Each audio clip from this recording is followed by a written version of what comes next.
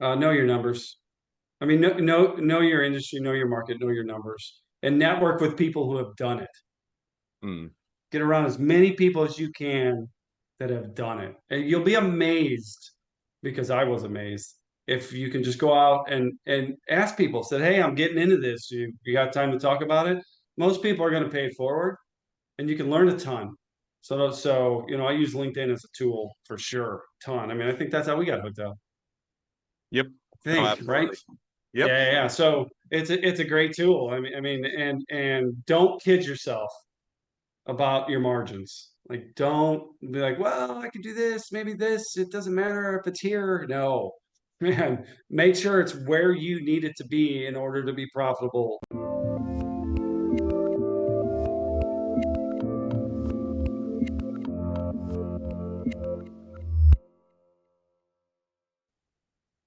Hey everyone, this is Devin Miller here with another episode of The Inventive Journey. I'm your host, Devin Miller, the serial entrepreneur that's grown several startups into 7 and 8-figure businesses, as well as the founder and CEO of Miller IP Law, where he helps startups and small businesses with their patents and trademarks. You ever need help with yours, just go to strategymeeting.com, grab some time with us to chat. We're always here to help. Now, today we've got another great guest on the podcast, Gary Plassmeyer. And Gary, after high school, jumped into the working world right out of the chutes. Didn't have an opportunity to go to college, but started working at the Texas Roadhouse. Worked traveling around, helping opening up other business or new restaurants for them. Got tired of the travel. Helped open up a local restaurant in Milwaukee. Sold that and created a fast pizza concept. Opened a restaurant there. I did a couple spinoffs from that. Also developed some food products to keep French fries and I think pizza fresher for delivery. Sold off the tech and the restaurants and is now focused on a few pastry and food products and that are going into different stores and groceries. So with that much as an introduction, welcome on the podcast, Gary. Pleasure to be here, Devin. Thanks for having me. Absolutely excited to have you on. So I just took a much longer journey and condensed it in the 30-second version of it. So why don't we rewind and unpack that a bit and tell us a little bit about diving into the Texas Roadhouse world after graduating high school. Yeah. So I was just looking. I knew I wasn't ready for college. Let's put it that way. And I jumped in, and they were opening. This was in Illinois at the time. I was born in Missouri, St. Louis, lived in Illinois, went to high school in Illinois, and then outside of that, started working for the Texas Roadhouse. They were opening a restaurant in the city I lived in Illinois, and it was like, okay, you know what? Let's give it a shot and see what happens. And it progressed very quickly from there. I got hired on as a server. Next thing you know, I was service manager, and then they put me in the kitchen as an employee, and then a kitchen manager, and then a general manager, and then I was traveling around countries like I went to multiple countries. I was traveling around the country of the United States. Within about a 3 year period, all of that went down. Hmm. So now, so you were going or basically with Texas Roadhouse working to go and open up restaurants, help them to expand their business. Now you Mhm. did that for 3 years. Now, as you got towards the end of the 3 years, I think when we chatted a bit before, you kind of got tired of the travel and was looking for something a bit different. Is that right? Yeah, so I was looking for some stability. So I worked for the Texas Roadhouse for 10 years. It took me about 3 years to start getting into the corporate side of the business. And I did that for about 3 or 4 years. And then I met my wife at the Texas Roadhouse, by the way. So we got married. And then once we started having kids, just the insane amount of travel and was too much. So I asked them for a location, just a one-off location that I could run. And Hmm. that wound up being here in the Milwaukee market, a city called New Berlin. And then I did that for 3 years. And that's when, after doing that for 3 years, I decided like there's more to life than just working 80 hours for somebody else. So I quit. I didn't tell my wife. Or just one day at one end, it's like, you know what, I'm not doing this anymore, and I quit. Came home, told my wife, don't advise anybody ever doing that. Coming home and telling your wife to quit your job without talking to her. Yeah, I'm probably with you. I mean, my wife would be supportive, probably, but wouldn't be happy that if I just came home and said, "Oh, I decided to quit." Yeah. He'd be like, "What's the plan? What are you gonna do next?" I don't know. That's We'll figure exactly it what out. I said too. I was like, I don't know, something. And then that's when I got the opportunity to take over a local deli as a partner, like an actual partner, Hmm. uh, called Jake's Deli. It's been in the Milwaukee market since the 1920s. So I jumped in on that in late 2009, early 2010. All right. So and because Texas Roadhouse, now did you start in Milwaukee, or what kind of took you to Milwaukee, or how did you transition from traveling, going all over the US to Milwaukee in a local restaurant? So the first restaurant I started in was in Illinois, and then they were growing so fast. When I started there was 50 restaurants. When I left, we had over 400. So it was growing just exponentially, and they were looking for more of a regional team. So Illinois, Indiana, and Wisconsin based.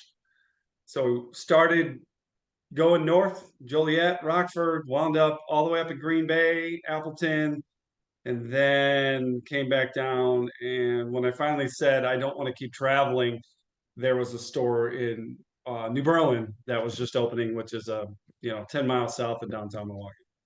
So Okay. we stayed, and we've been here ever since. We've been in '03, I think we went to Green Bay Hmm. and started that process, and we've been living in Wisconsin ever since. No, sounds like good place to be, and it worked out well for you. So now moved to Wisconsin, started or opened up a local restaurant. Now, is it your own restaurant? You started from scratch, or you went and worked for someone else and helped them open it, or was it already existing? Or walk us through a little bit. What was that local restaurant that you did? Yeah, so after the Texas Roadhouse, we bought in on it was called Jake's Delicatessen, and it was a deli that started in the 1920s, believe it or not. Hmm. And I bought in on it in 2009, late 2000 or early 2010, like I said. And my aspirations, because I don't think small ever, was to turn this into a franchisable opportunity. Hmm. So we did that. We had 4 locations, and we were running around all over the place. We grew up like 400% in about 6 years, and then the majority owner of the business was a much older gentleman who just didn't have the appetite to see it go any farther than that. Hmm. So that's when we decided, and I say we, is because I brought a couple other people along with me. We decided to sell our shares in that and then go open a fast casual pizza restaurant. So now, how did you decide on fast casual pizza? In other words, because it's kind of conflicting, right? Typically, pizza is, and I'm not saying it's a bad idea. I'm all No, for no, no, pizza, absolutely. but pizza typically either have one of two models, right? You have the go sit down, have the pizza, or you have like the Little Caesars, and they just have they Delivery. bake so many ahead of time, and they just on demand. So, kind of, Mhm. how did you decide, kind of, to go in the middle there, or how did you, or get that started? That was one of our other partners.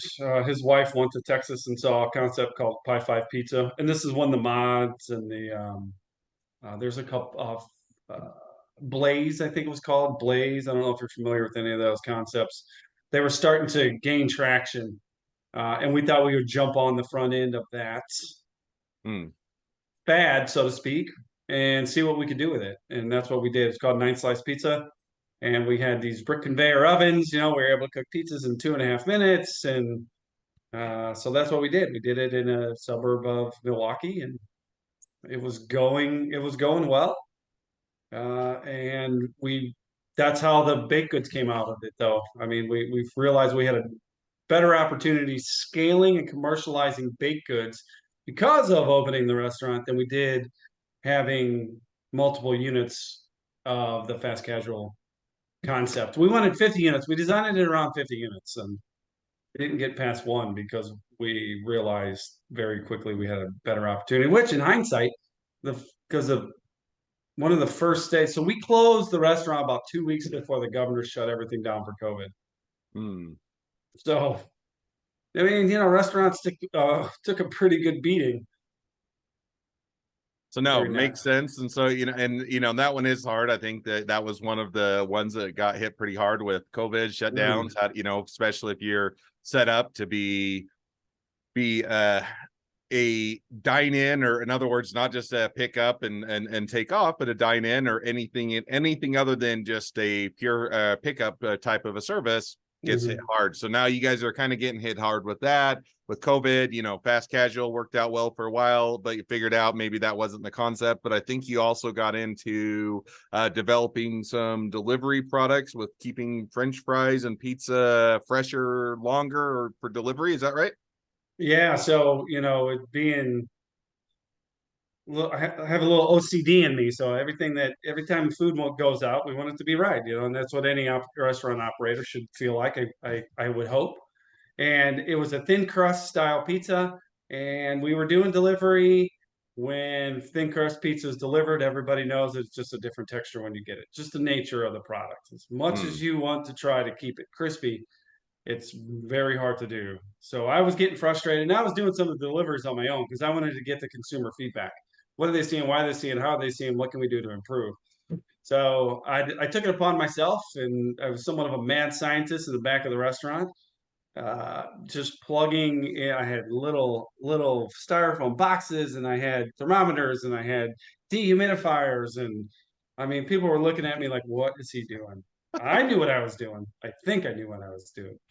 My employees definitely like, okay, well, we're just going to let him do his thing. And what started happening was I was figuring out how to pull moisture out of a delivery container. And when I say delivery container, it's not what the actual pizza goes in, the pizza box. It's what you put the pizza boxes into. So pizza bag Hmm. or whatever Grubhub has, right? How to pull moisture out of that container while keeping pizza hot. Hmm. So then I got all excited. I was like, man, this could change the way food is delivered. And went and found a couple people who had some skill sets, and we worked through it. Wound up with a couple patents. It's called Terminator. Wound up with a couple patents. And I mean, we figured out how to keep pizzas crispy and fries crispy during delivery, and we got the attention of some very big companies very quickly. Hmm. And we I had a decision to make. We haven't talked about the bakery yet. I had a decision to make because I'm not Elon Musk and I can't run two companies at one time. I don't know why you would want to. I'll be honest. After going through everything, right? So it's like, look, we either focus on this technology or we focus on the bakery products. And the bakery products were more about legacy and family, and just there was more meaning to it. Hmm. And this technology was just like, well, I mean, it was more money driven, and there just wasn't a lot of real meaning in it. I mean, I'm not a guy who focuses on businesses to go and be a billionaire. The money's great. Don't get me wrong. I like to have nice things. Everybody likes to have nice things. At the end of the day, that's not my motivator. My motivator is to do something that changes people's perspective, either on what they're doing or how they're doing it. And big company came along and they said, "Hey, this is a good idea. We're willing to give you X for this with a little bit of royalty." So we said, "Okay, Hmm. go ahead." So now the big company comes along, says, "Hey, we'll give you some royalty. You get an opportunity to kind of make an exit." But also, you mentioned just briefly, but you were getting, or either I don't know if you were getting into bakery, or that was kind of the next thing on the roadmap that you wanted to do, or kind of walk us through as you're making the Mhm. exit from kind of building some cool technology and getting interest from the bigger players to kind of where did you go from there? Yeah, so we actually started them both in parallel. They both started at the same time. So the bakery Mama Bev's and the Terminator started at the same time.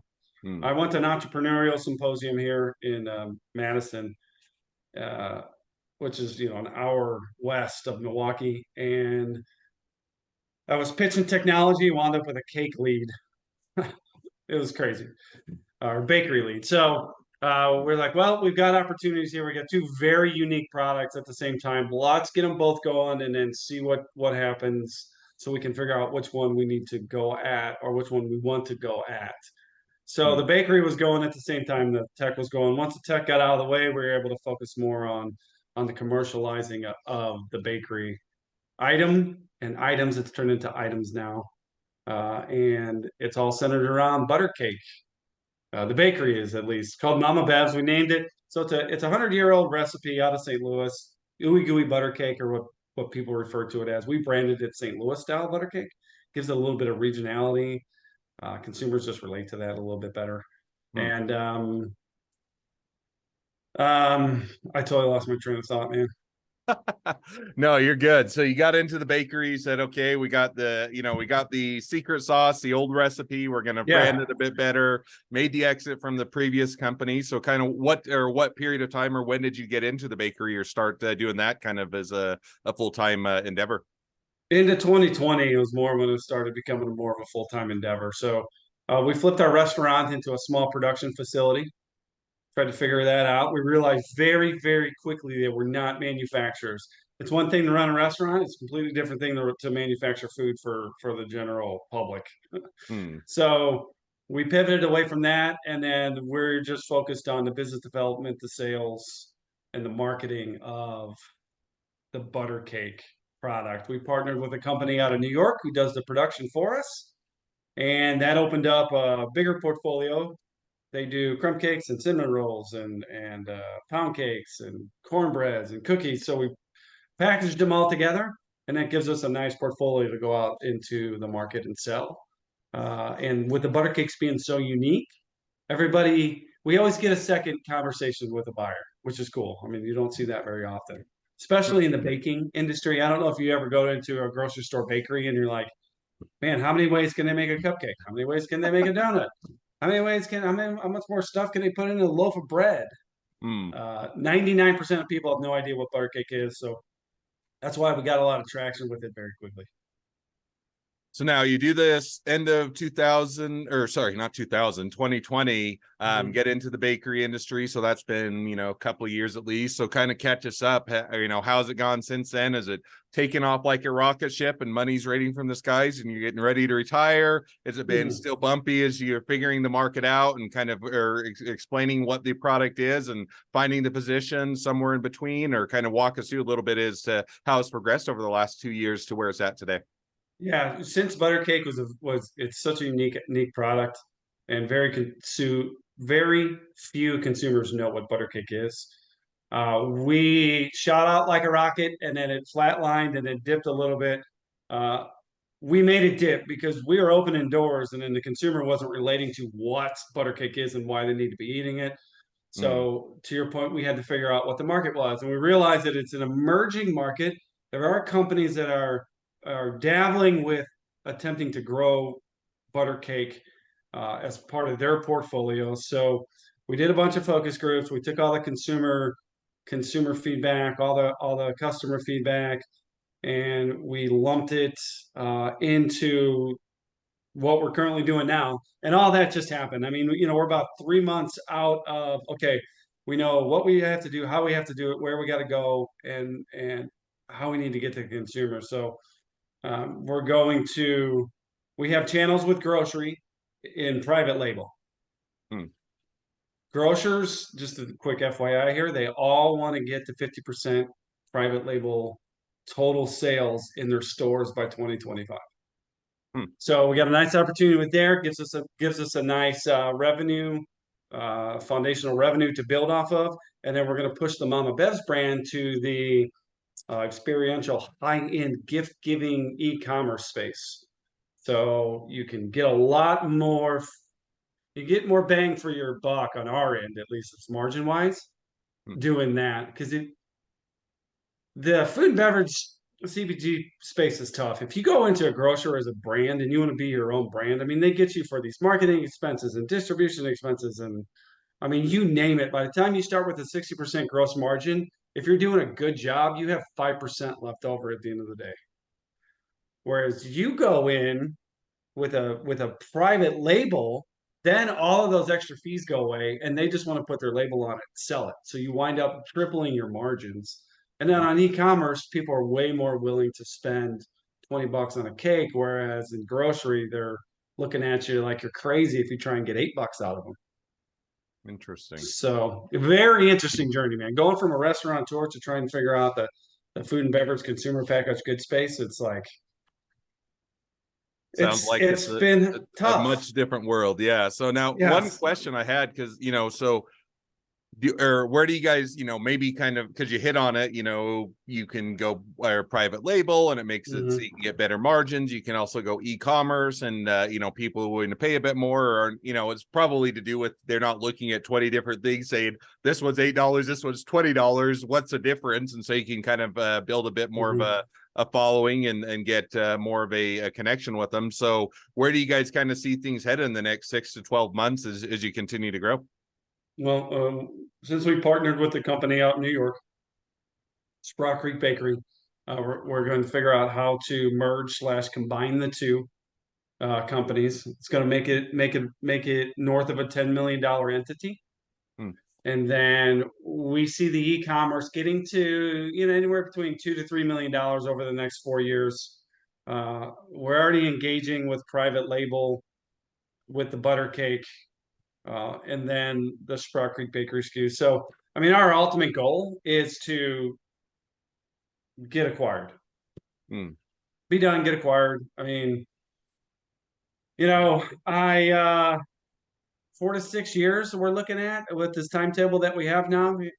Sprout Creek's only about 3 years old as well, and we got introduced to them. We're trying to do the same exact things, just on different ends of the country.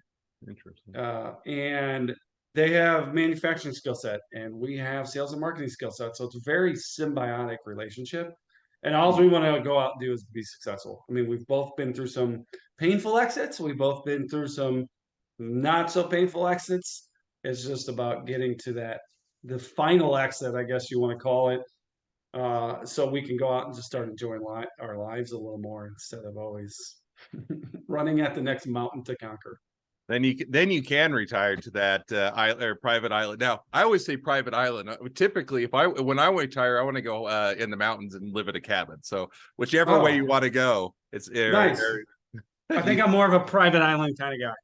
fair enough. I don't think either of them are bad options. So I'll take either if they're offered to me. But Right, right, absolutely.